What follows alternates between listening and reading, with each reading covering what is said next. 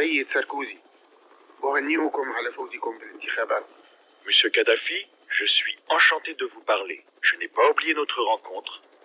Je garde un excellent souvenir de la qualité de vos analyses. Vous méritez amplement votre titre de guide.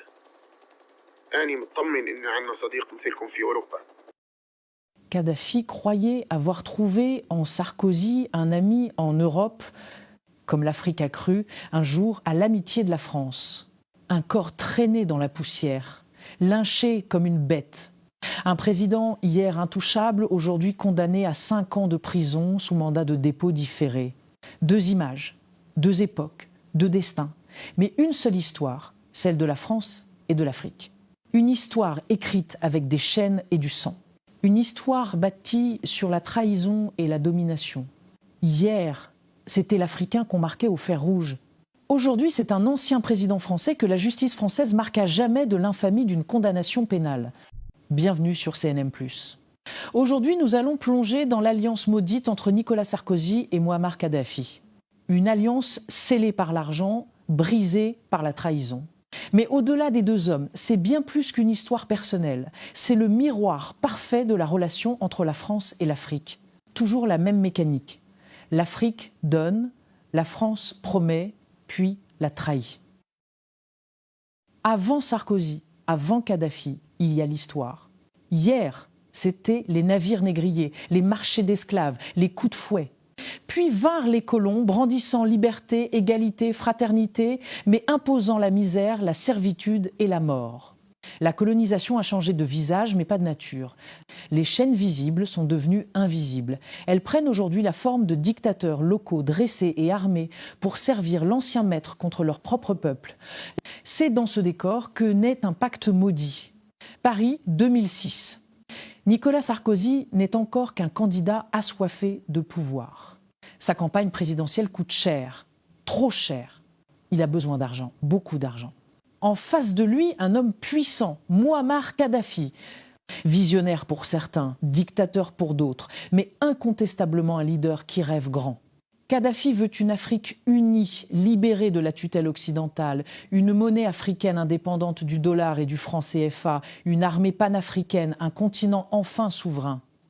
Sarkozy voit en lui un guichet. Kadhafi voit en lui un allié.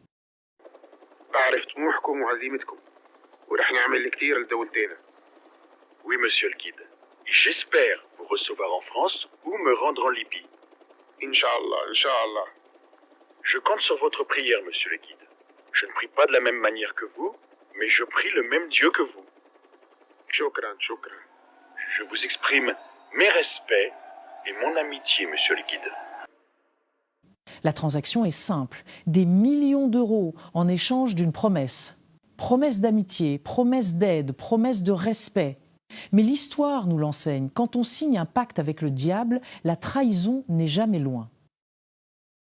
2007. Sarkozy arrive à l'Élysée. Kadhafi est reçu à Paris, tente dressée sur les Champs-Élysées, tapis rouge, accolade. Mais derrière les sourires, déjà les calculs. Car l'Occident tremble devant le rêve africain. Une Afrique libre, c'est la fin d'un système bâti depuis des siècles sur le pillage des ressources, pétrole, uranium, or, diamants.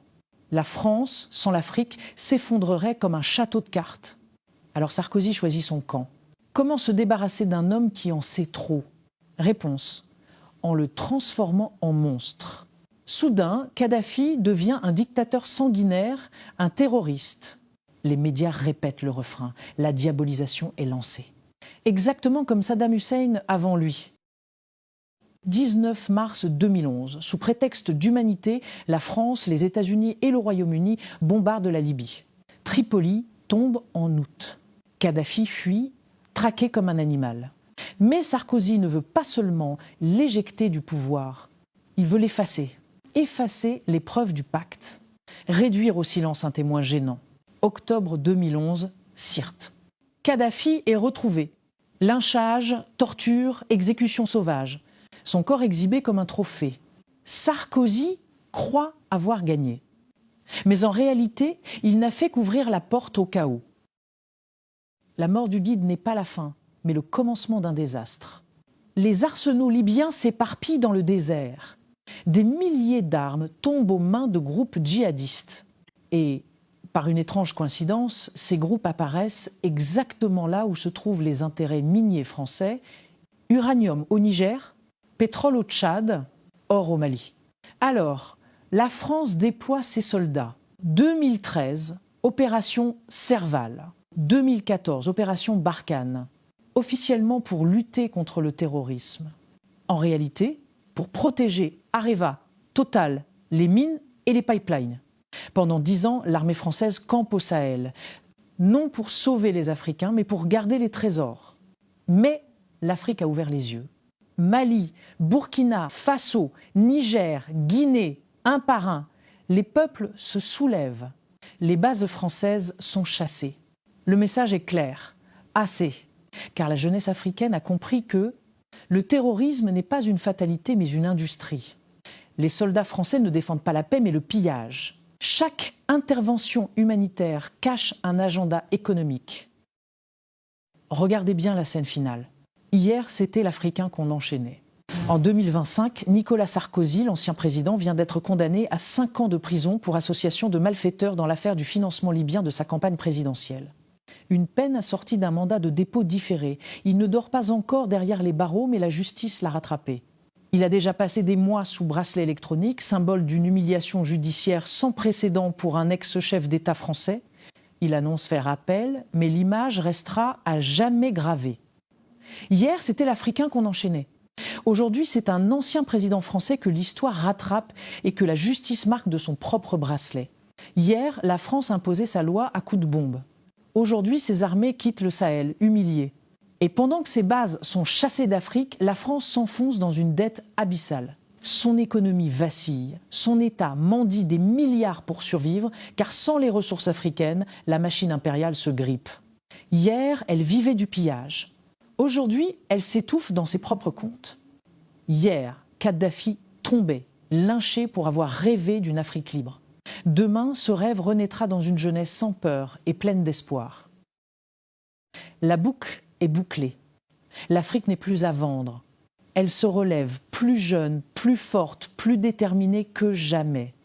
Ceux qui l'ont pillée, humiliée et trahie devront, un jour ou l'autre, répondre de leurs crimes. Sarkozy n'est que le premier maillon d'une longue chaîne. D'autres suivront, parce que ce n'est pas une prophétie, c'est la logique implacable de l'histoire.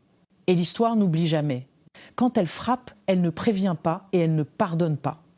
C'était CNM+, merci d'avoir suivi cette analyse.